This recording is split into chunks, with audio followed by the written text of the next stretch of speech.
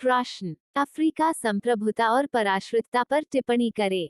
उत्तर, यह तर्क किया गया है कि पाश्चात्य अंतर्राष्ट्रीय सिद्धांत या तो अफ्रीका की वास्तविकता को गलत ढंग से प्रस्तुत करता है या फिर नवौपनिवेशिक सैद्धांतिक प्राधान्य के अभ्यास में भाग लेता है। ब्राउन 2006, एमी नियांग 2018 पश्चिम अफ्रीका के पूर्व औपनिवेशिक अतीत पर ध्यान देते हुए उन सामाजिक संरचनाओं की समझ को प्रस्तुत करती हैं जिन्होंने अफ्रीका के राजनीतिक जीवन को कायम रखा।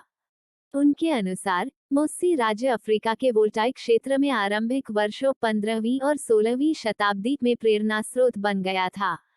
यह राज्य नाम और देंगा के दो विचारों पर निर्मित था। नाम राजनीतिक प्राधिकार की एक मूलरूप अवधारणा है जिसने राजनीतिक व्यवस्था को स्थापित किया और सामाजिक अनुभव की संपूर्ण रूपरेखा को आकार प्रदान किया।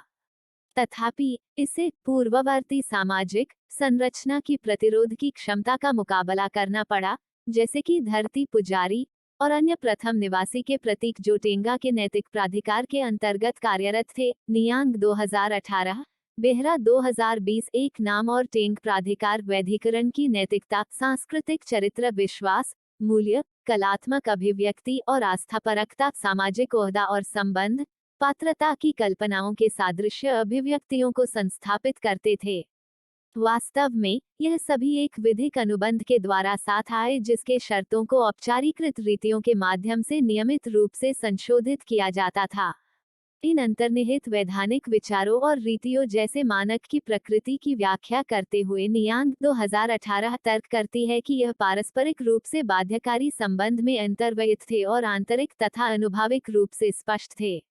उत्तर औपनिवेशिक राज्य ने न केवल साम्राज्यवादी शासकों द्वारा पोषित राज्य और समाज के मूलरूप विभाजन को दृढ़ किया, बल्कि राज्य शक्ति को पूर्ण रूप से संप्रभु के हाथ में भी सौंप दिया।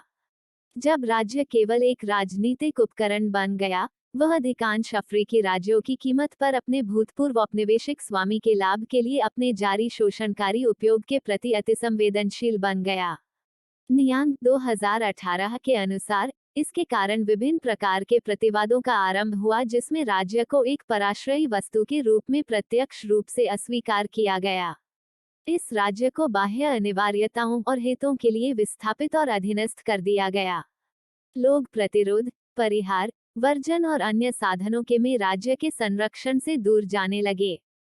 वास्तविक राज्यत्व का विचार आदिकालीन सार्वभौमिक सूत्रीकरण पर निर्धारित है, जो प्रत्येक राज्य के लिए न्यूनतम मानदंड के रूप में कार्य करता है जिसकी बराबरी सबको करनी है। अफ्रीकी राज्यों की स्थानीय और विविध पूर्व औपनिवेशिक अतीत पर कोई ध्यान नहीं दिया जाता और अफ्रीका के औपनिवेशिक अतीत को पूर्णतया पश्चिम की सभ्यता प्रसार मिशन के दृष्टिकोण से समझा जाता है। इस सभ्यता प्रसार मिशन को एक नैतिक, विधिक, भौतिक सहायता संरचना जिसने अफ्रीका को बनाए रखा और आमतौर पर राज्य व्यवस्था के आरंभ और विकास में मूल रूप से एक रक्तहीन प्रकरण के रूप में चरित्र चित्रित किया गया। इसके अतिरिक्त यह राज्य निर्माण के आंतरिक और बाह्य गतिशीलता के बीच किसी संरचनात्मक संपर्क को असंभव बनाता है।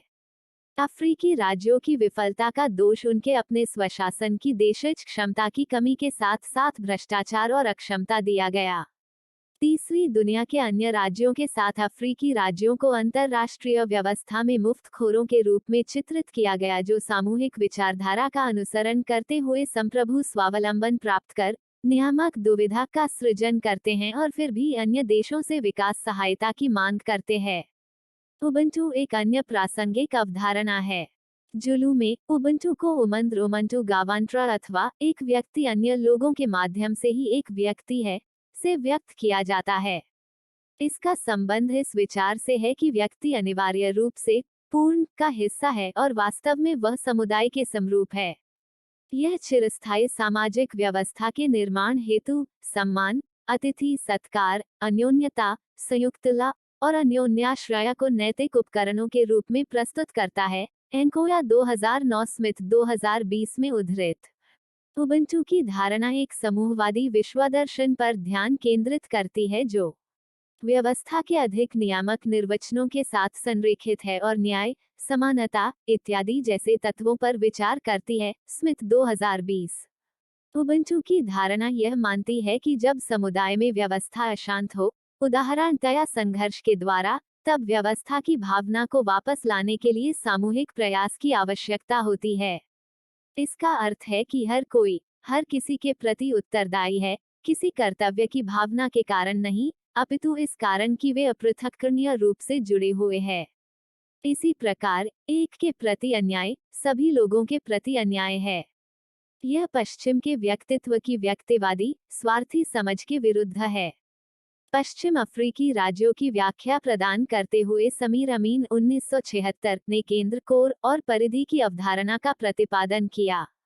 अमीन उत्पादन के परिस्थितियों और संबंधों के बारे में सोच रहे थे। मार्टिन्यूसेन 1997 में उद्धृत।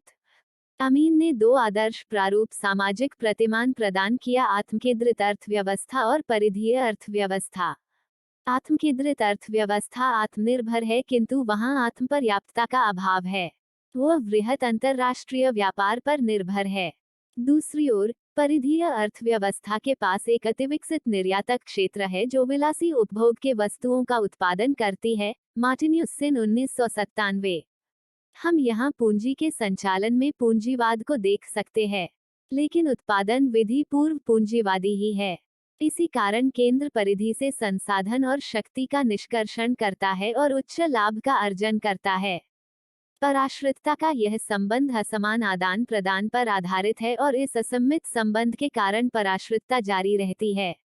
प्रस्तुति समापन। आपका धन्यवाद। Disclaimer. This notes has been made after a lot of research, yet the accuracy of the answers may vary. The author assumes no responsibility or liability for any errors or omissions in the content of this notes.